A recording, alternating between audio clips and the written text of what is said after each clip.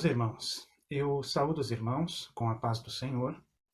Estamos aqui para mais uma aula da classe Abraão Online Digital. Eu sou o professor presbítero Tiago e vamos estudar, irmãos, a lição de número 10.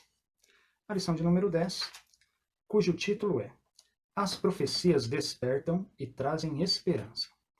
O texto áudio está lá em Apocalipse 1 e 3 e diz o seguinte: Bem-aventurado aquele que lê, e os que ouvem as palavras desta profecia, e guardam as coisas que nela estão escritas, porque o tempo está próximo. Já a verdade prática diz o seguinte: as profecias são mensagens que expressam a soberana vontade do Senhor. Elas servem para alertar o povo de Deus, produzindo esperança e confiança nas promessas divinas. Então nós vamos estudar, irmãos, o tema profético, o tema das profecias dos profetas no Antigo, e os irmãos verão que também no Novo Testamento. A leitura bíblica é uma leitura muito conhecida, que está lá em Jeremias 1, do 4 ao 10, e depois em Joel 1, do 1 ao 3. Tá? Nós não vamos ler para não perder tempo. Os irmãos podem fazer essa leitura em casa.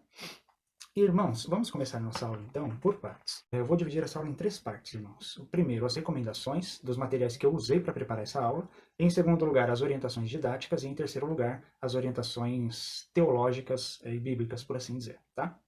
Então, irmãos, quais foram os materiais que eu usei e que os irmãos terão acesso aqui, né, das informações para preparar essas aulas e que eu recomendo, irmãos, e que eu recomendo, tá? Esses são materiais fundamentais, não são materiais de nível avançado. Eu vou sugerir alguns materiais avançados ao final da aula, tá bom, irmãos? Para o estudo dos profetas no Antigo Testamento, irmãos, eu recomendo fortemente, irmãos, um material que os irmãos já viram na aula passada, o Comentário Histórico-Cultural da Bíblia.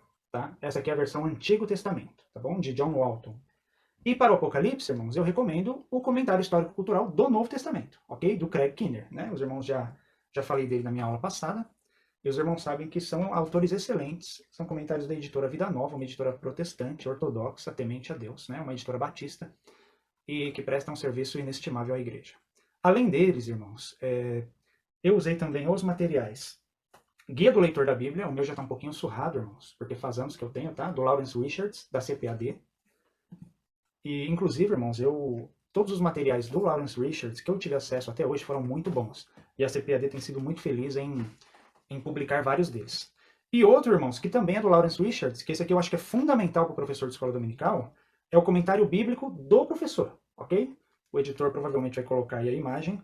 Esse aqui, irmãos, é editado pela editora Vida, ok? Comentário Bíblico do Professor, volume único, a Bíblia inteira, e com várias referências didáticas, com várias propostas metodológicas, com vários auxílios para o professor, ok, meus irmãos?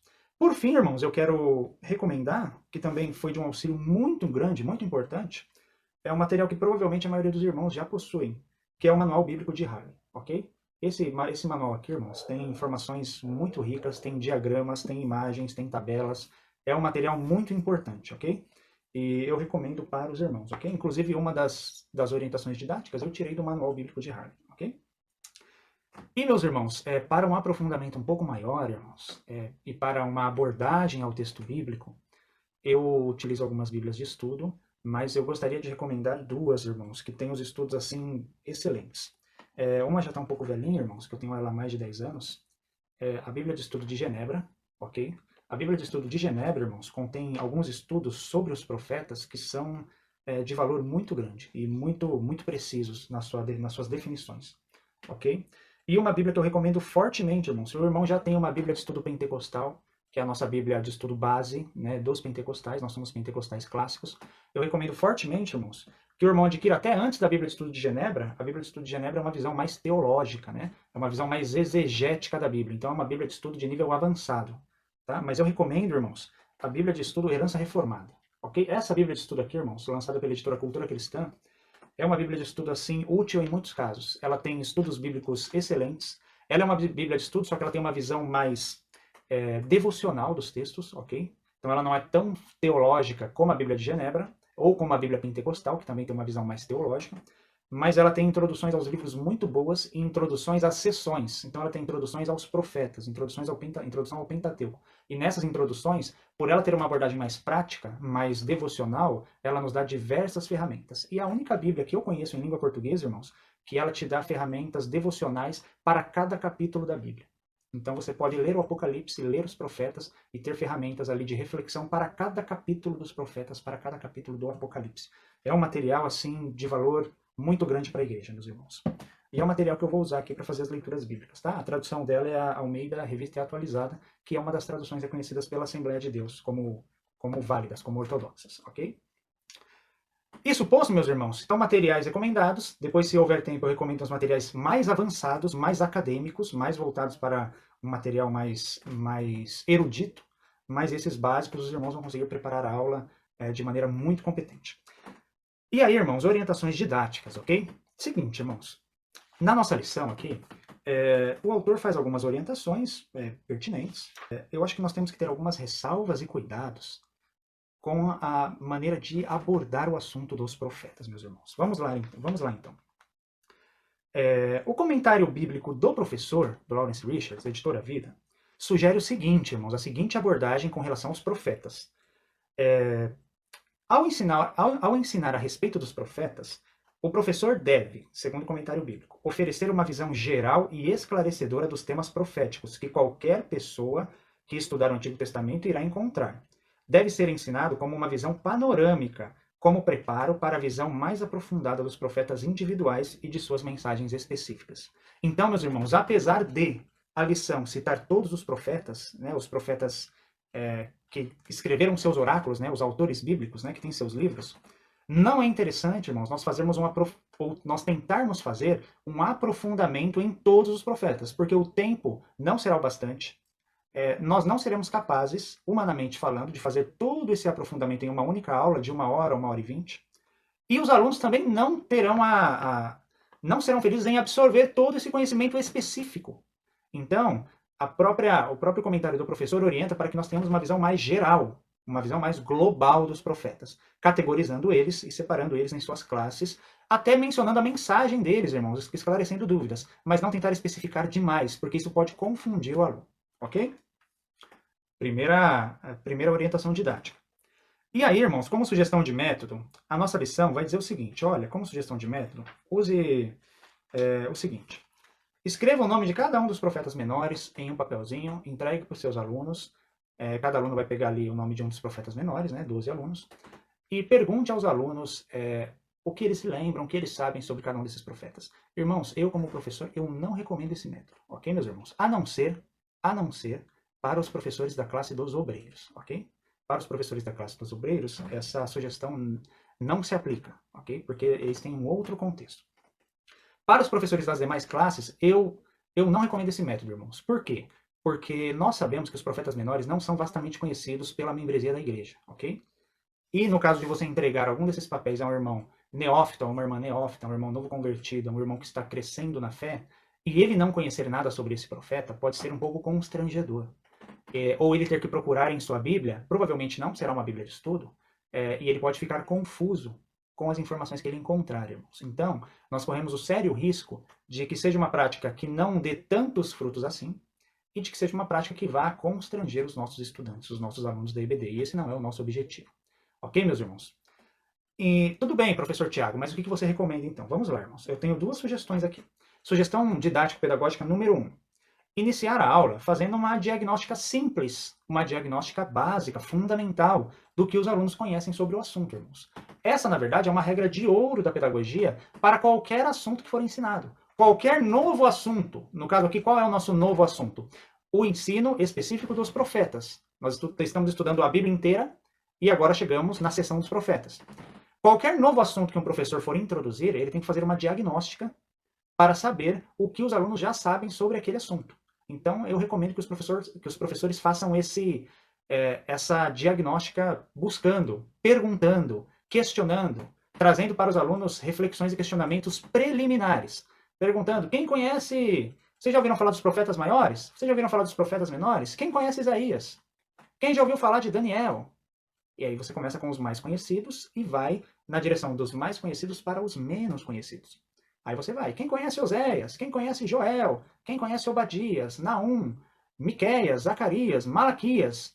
E aí você vai descobrindo o que os alunos sabem a respeito desse assunto. Ok, meus irmãos? Também é interessante mencionar que, apesar de existirem profetas que escreveram seus livros, que registraram suas profecias, existem outros profetas além deles no Antigo Testamento. Nós vamos ver a segmentação deles mais adiante, tá? Mas aqueles profetas que têm livros com seus nomes não foram os únicos. Interessante pontuar isso, ok? E aí, irmãos, uma sugestão além dessa, complementar a essa, ou os irmãos podem optar por uma ou outra, é iniciar a aula conceituando o que é um profeta, explicando o que é um profeta. Né? O irmão pode perguntar, quem conhece Isaías? Quem conhece Jeremias? O que vocês sabem sobre eles? Vai do mais conhecido para o menos conhecido. Ou o irmão pode não citar nenhum nome de profeta em si, mas iniciar a aula conceituando o que é um profeta, o que é um ministério profético, o que é o ofício profético. E a partir daí entrar nos profetas com mais cuidado, com mais detalhes, citando inclusive nomes e características dos profetas e dos seus ofícios, ok? Relembrando, eu não recomendo que os irmãos se aprofundem demais em um único profeta, porque o objetivo da aula não é esse, é tratar dos profetas em um modo global. Muito bem, meus irmãos. Então, meus irmãos, seguindo nessa toada pedagógica, o professor deve tomar cuidado, muito cuidado, em como ele aborda os profetas, irmãos. E aqui, irmãos, é uma questão muito importante. Por quê? Porque falar dos profetas em um único momento, em uma única ocasião, pode trazer muita confusão. Por quê? Porque os profetas são muitos e as suas características diferem um do outro. O lugar onde ele nasceu, o lugar para quem ele profetizou, para quem se direcionou a sua profecia, a época em que ele profetizou, o contexto em que ele profetizou.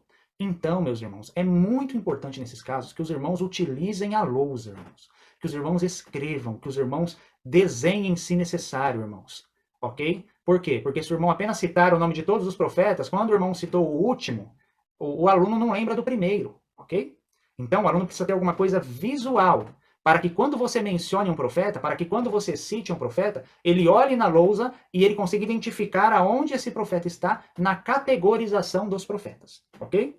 Então, quando o irmão citar Isaías, Isaías é um dos profetas mais conhecidos, irmãos. Mas quando o irmão cita todos e depois volta em Isaías, o aluno não consegue identificar aonde esse profeta se encontra na cronologia bíblica, no contexto bíblico, na história de Israel e assim por diante, ok? Então é importante que os irmãos usem ou tópicos, né?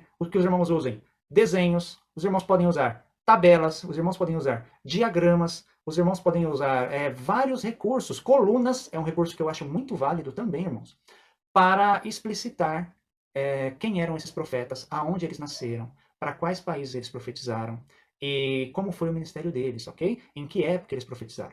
É interessante, irmãos, que os irmãos partam pelo menos com uma divisão aí geográfica e cronológica, ok? De onde esses profetas vieram? De Israel ou Judá? Ok, é uma divisão geográfica. Em que época eles profetizaram? Antes do cativeiro babilônico ou após o cativeiro babilônico? E aí os irmãos podem colocar ali mais uma seção, né? Para quem eles profetizaram? Para Israel, para Judá ou para outras nações? E aí os irmãos podem categorizar os profetas de maneira didática, de maneira que fique inteligível, que fique bem coerente para a compreensão dos alunos. Ok, meus irmãos? Lembrando que sempre de modo simples e objetivo. Eu não recomendo que os irmãos coloquem mais de 13 informações. Então o irmão pode colocar local, data e para quem ele profetizou. Ou o irmão pode colocar local de onde ele veio, data que ele profetizou ali, e o contexto em que ele profetizou, ok? Ou o irmão pode colocar local, data e mensagem. Os irmãos podem usar a liberdade dos irmãos de acordo com a aula e de acordo com a preparação da aula dos irmãos. Mas é importante que não haja um excesso de informações, ok? Muito bem. É importante simplificar o entendimento. Aí, meus irmãos, ok. Os irmãos também podem fazer uma listagem dos profetas, que eu particularmente não recomendo listar todos de uma única vez, mas se o irmão souber fazer ali uma separação, é possível também trabalhar com esse método didático.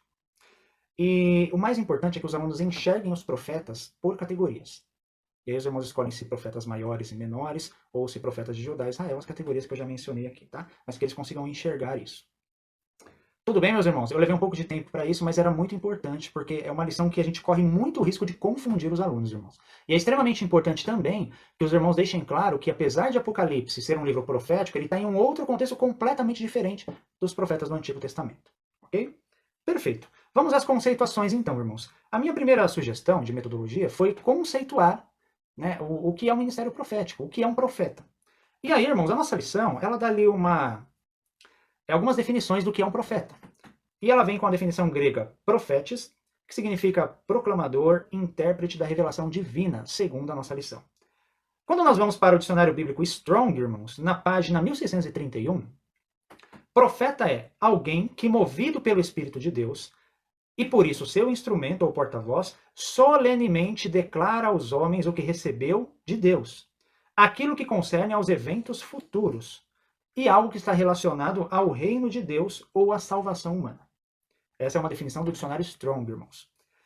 Essa é a primeira definição. A quinta definição, que é a que eu achei mais interessante para a nossa aula, vai dizer o seguinte: profetas são homens cheios do Espírito de Deus, que pela sua autoridade e comando em palavras, defendem a causa de Deus e estimulam a salvação dos homens. Então aqui, irmãos, não é só declarar o que virá, declarar a vontade de Deus, mas é defender a causa de Deus. Os profetas tinham esse ofício, irmãos, essa crítica, essa chamada ao arrependimento. Lá no hebraico, a nossa lição vai dizer que profeta é nabi, ou nabi, eu não sei a pronúncia correta, irmãos, aquele que declara uma mensagem em nome de Deus, alguém que fala no lugar de Deus, segundo a lição. Segundo o dicionário Strong, nabi significa porta-voz, orador, profeta. E nabi vem de uma raiz de um outro termo hebraico, que é nabá, que significa profetizar, falar, proferir, profetizar sob a influência do Espírito Divino. Dicionário Strong, página 650. Já o comentário bíblico do professor, meus irmãos, da editora Vida, vai dizer assim, que os profetas eram porta-vozes da nação para dar orientação sobrenatural a indivíduos da nação. Então aqui é uma categorização mais particular, falando dos profetas que dão orientação sobrenatural para indivíduos. Página 415. A Bíblia de Genebra, irmãos, vai dizer o seguinte, que a profecia envolvia predileção, e isso geralmente ocorria num contexto de advertências e admoestações de Deus ao povo da sua aliança. Grave isso, irmãos. Admoestação de Deus ao povo da sua aliança. Isso é muito importante, irmãos. Extremamente importante. Por quê? Porque quando nós vamos estudar as raízes do ministério profético, irmãos, nós encontramos que as raízes do ministério profético estão lá na palavra hebraica brit, birit. Essa palavra, irmão, significa um contrato, um acordo, um juramento e principalmente uma promessa. O conceito dessa palavra, irmãos, é aplicado na sua forma mais pura no texto de Gênesis 12 em primeiro lugar e no texto de Gênesis 3,15 em segundo lugar, ou de forma secundária, irmãos. O texto de Gênesis 12 nos traz a promessa, o acordo, o contrato de Deus com Abraão. E que promessa era essa, irmãos? Que em Abraão Deus abençoaria todas as famílias da terra, que Deus faria dele uma grande nação. E em Gênesis 3,15, meus irmãos, nos mostra a promessa do proto-evangelho, de que a semente da mulher, ou o descendente da mulher, dependendo da tradução das escrituras, esmagaria a cabeça da serpente. Então nós temos ali, irmãos, essa palavra hebraica birit é o fundamento deste contrato, desta promessa de Deus, irmãos, desse juramento de Deus para com a humanidade, em primeiro lugar, em Gênesis 3, e para com Abraão, de maneira mais particular, em Gênesis 12.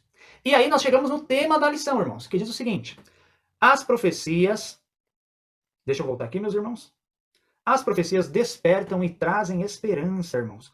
Por que as profecias despertam e trazem esperanças, irmãos? Porque todas as profecias, todo o ministério profético, todas as profecias registradas, todo o exercício do profeta, tanto no seu ministério de prever as coisas que hão de acontecer, quanto no seu ministério de criticar o pecado, de criticar a idolatria, de criticar a desobediência e de convocar o povo ao arrependimento, todo esse ministério profético gira em torno da promessa de Deus, do juramento de Deus, do cumprimento de Deus, da sua promessa, da sua profecia, entre aspas, é claro, de que, em primeiro lugar, a cabeça da serpente seria esmagada, de que o pecado seria vencido, de que o reino de Deus seria estabelecido finalmente, de que o reino de Deus seria consumado.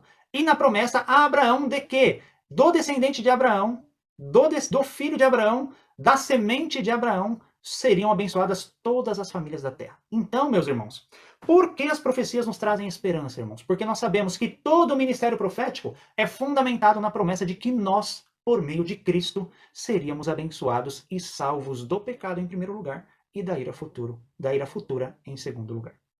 Tudo bem, meus irmãos? Essa é a nossa esperança. A esperança profética é essa, de que apesar do pecado, apesar da chamada ao arrependimento por causa da desobediência, no final haveria a restauração, haverá a restauração, baseada na derrota do mal, na derrota do pecado, na derrota da antiga serpente.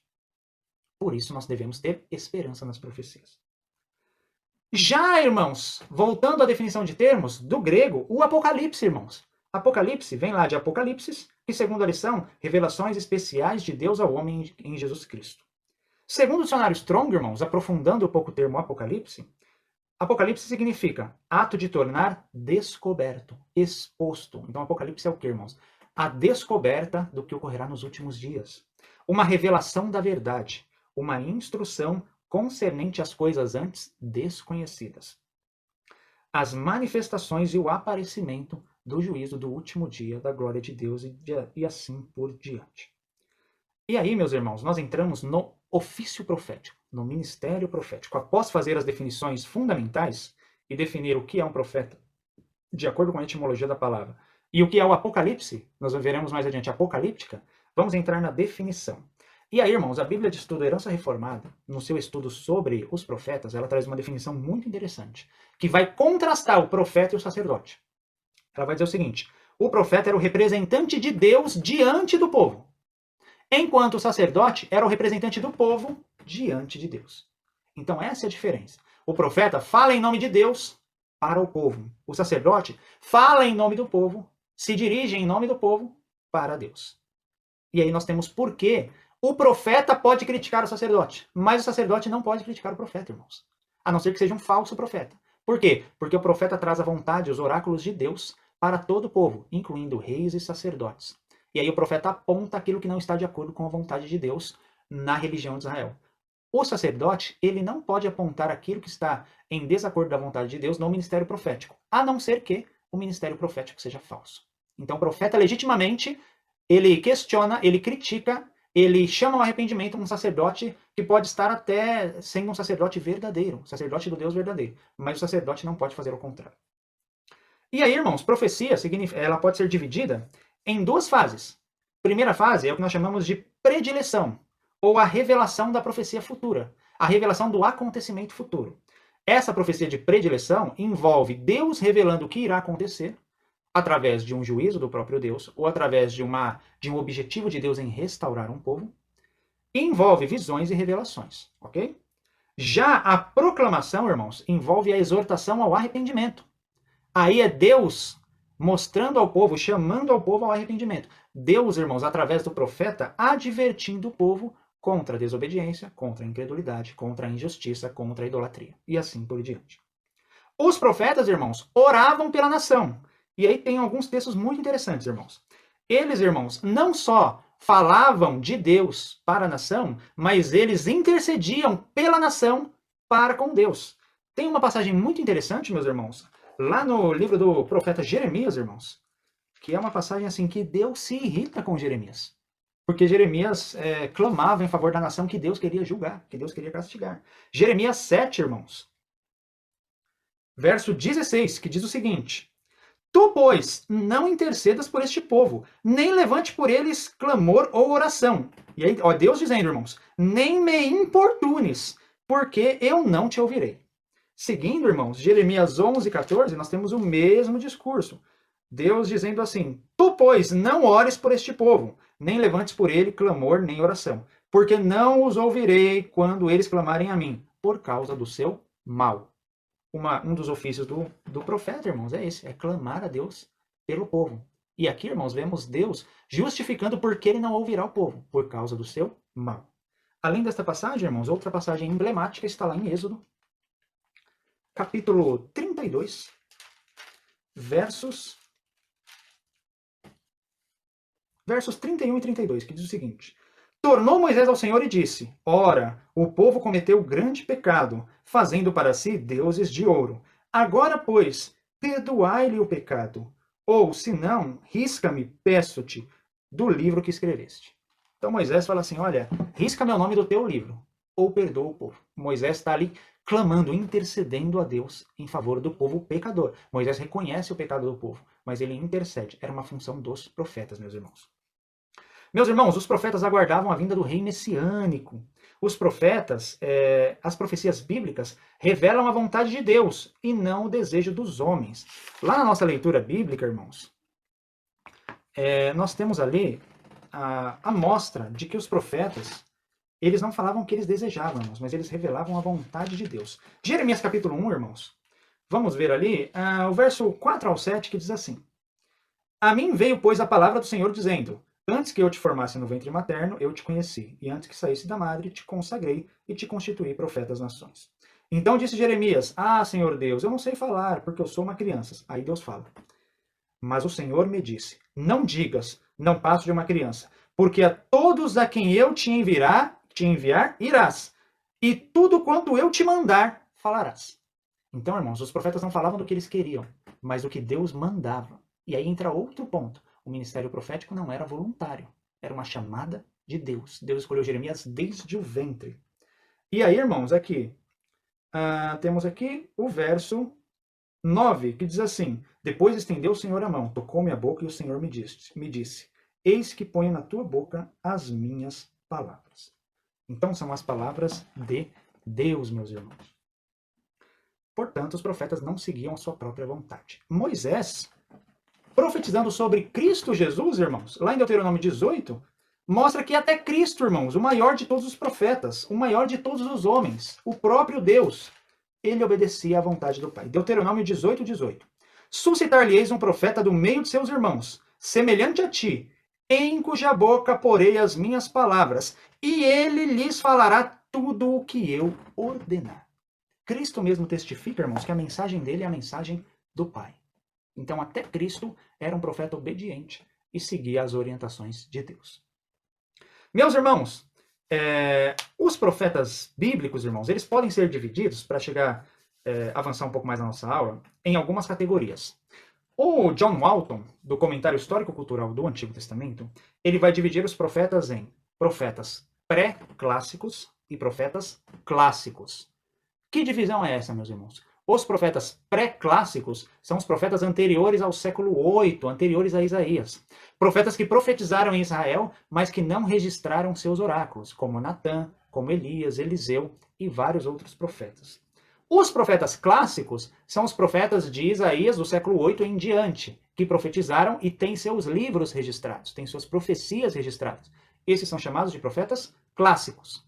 E o John Walton vai separar a mensagem deles em duas. Ele vai dizer que os profetas pré-clássicos, que não têm livros escritos com o nome deles, eles geralmente se dirigiam mais aos reis e às autoridades. E tinham um papel mais político, em confronto com outras nações e criticando os reis.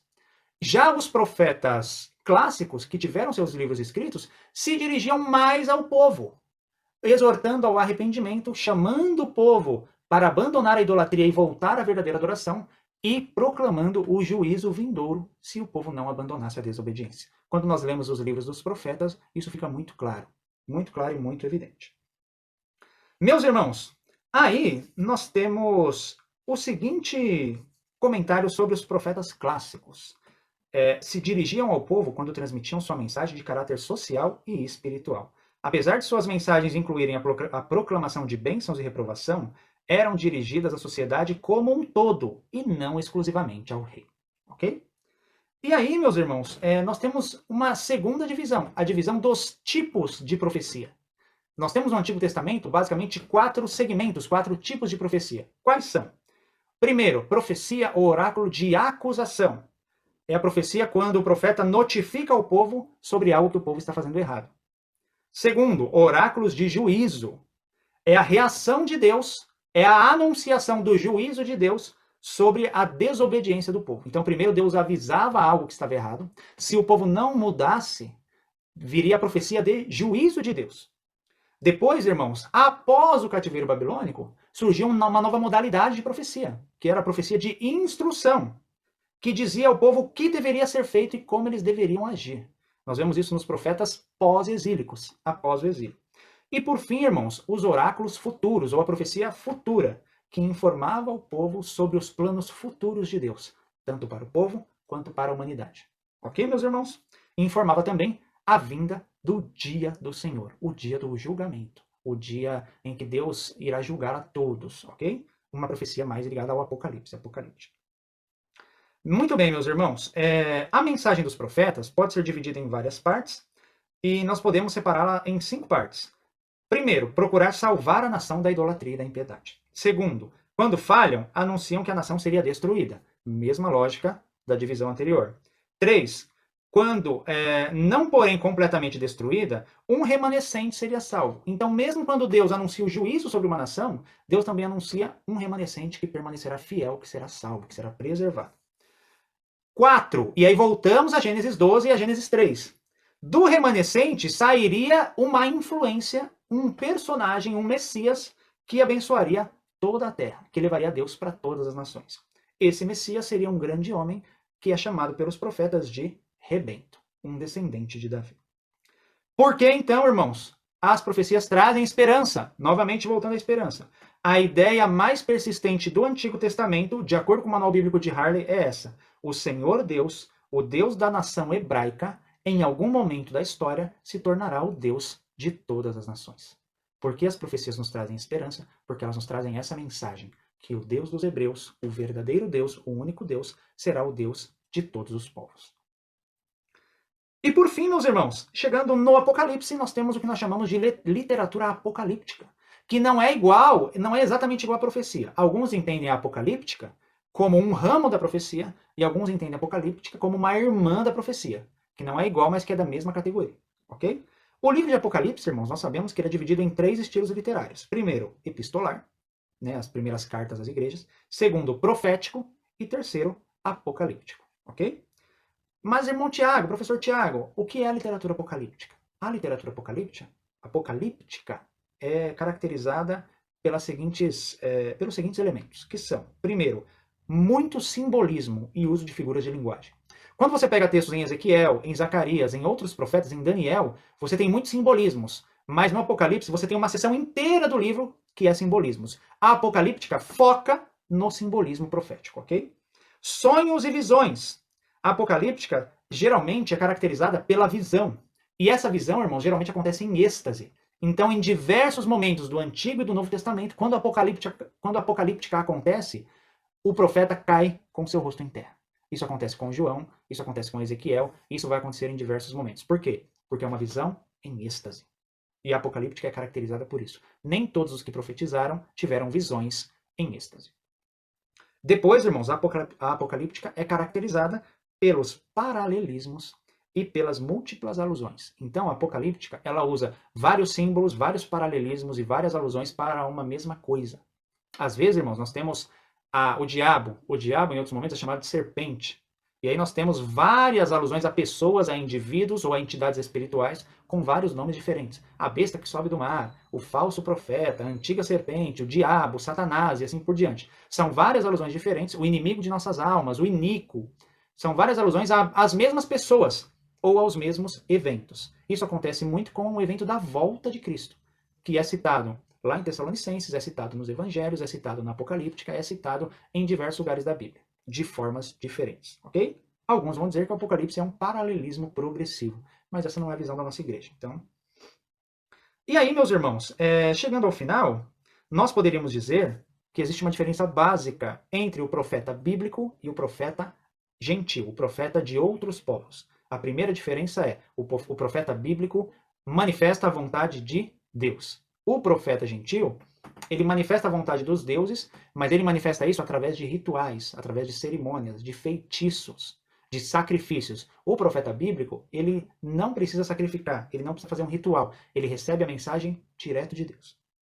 Em segundo lugar, o profeta bíblico, diferente de todos os outros profetas dos outros povos, ele não serve como um legitimador dos reis e imperadores ou dos sacerdotes. O profeta bíblico, ele serve como um crítico dos reis e dos sacerdotes e do povo.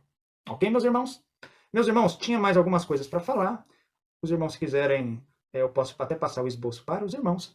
Eu agradeço por esta oportunidade, espero ter ajudado aos irmãos. E, para não ficar nas minhas palavras, irmãos, eu vou recomendar um material avançado, que é este livro, História da Religião de Israel, de George Forrest. Aqui, irmãos, nós temos um capítulo amplo e extenso sobre o profetismo bíblico, sobre os profetas de Yahvé. e ele vai minunciar, ele vai trazer com mais detalhes, com mais minúcias, o exercício e o ministério profético. Quem quiser se aprofundar, História da Religião de Israel. Muito obrigado, meus irmãos. Fiquem com Deus. Desejo a todos uma boa aula, um bom estudo e que Deus abençoe sempre a nossa liberdade.